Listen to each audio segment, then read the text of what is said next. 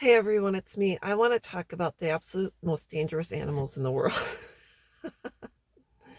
And I'm going to talk about relationships and the people that we need to be most wary of after, you grow up, you move out of the house, you do your own thing, et cetera, et cetera. And I want to talk about, um, I discuss my sibling relationships with my friends, and I have one sister I'm closer to than the other two. And I, talk with a friend of mine. And my very closest friend has two sisters and three brothers. And uh, in my friend's family, uh, every sibling has their own strengths. And one, some maybe intellectually advanced more so than the others. And then sometimes you see siblings even on TV. When you look at a sibling, with movie stars who have siblings who movie star is better looking than their sibling, and that's just the way it is in certain families. We all have different attributes and things like that, and so my friend has always had an easier time education wise as some of our other siblings and one sibling, and that's just the way it is. Some students are A students, some students are C students, and some are more attractive and some are, it's just the way life is. And so I want to talk about the people that are absolutely most dangerous and that we should be wary of. My friend, has a brother who unfortunately had certain challenges, was not as advanced education wise and this and that. And that's not a big deal. Some people are A students and some are C, and it's okay. They were raised in the same household with the same opportunities, and then unfortunately, when you watch shows like Intervention, you have siblings and one struggled with addiction their entire life, and the other siblings have felt an obligation to that one to take care of them, to give them money, to help bail them out, and this and that. And the worst relationships we have are obligatory relationships with our siblings. I can understand, we're in the same house and we do the same things and this and that, but my friend has always felt an obligation to her brother to check on him, to go visit, to this and that. And so I it has come to she has made me aware that her brother at every turn has always kind of been on the attack against the other siblings and has been intentionally cruel and mean, and doesn't let go of the past, and doesn't has not progressed in life. Normally lives in a household that is very dysfunctional and chaotic, and not a household people really want to be in. And so my friend, it's always been one-sided.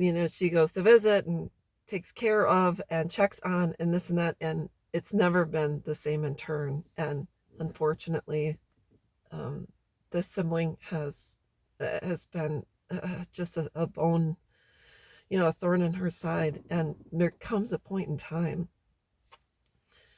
that we have to tell our parents we can no longer take care of our siblings, that they're no longer our responsibility, that we have to, and we are allowed to break free from the chaos, the trauma. You never the sibling who has never advanced is always kind of lying in wait, waiting to get you. And so all I want to say is that in every family there is that one person, and the only sin the other siblings had were being born. It's not their fault that they may have had it easier in school, or maybe their looks were more appealing. It's not their fault. You had the same parents. So anyways, I just want to say that it's just there comes a point in time when you have to serve that one sibling a notice of eviction, and say it's done. I can't have you in my life anymore. I can't take care of you anymore. And you have to tell your parents, there comes a point in time that that's on you. You gave birth to this person. They're on you. If you feel the need to take care of them and give them money and support them. And that's the way it is. But if you watch shows like Intervention, there's normally most of the time nothing you can do. And it's just not healthy to be in relationships in which you felt an obligation rather than a true kinship or a true friendship. If in childhood, normally the one who has not succeeded in life has been from very young on a bully and has traumatized their siblings and has really been just outright cruel. They have those are just a few signs, and that's just a few things to really think about. When you were children, do you recall that one particular sibling being kind to you? And the answer usually is no. Normally, if they were, or they appeared to be kind, or they appeared to be interested, there was an ulterior motive.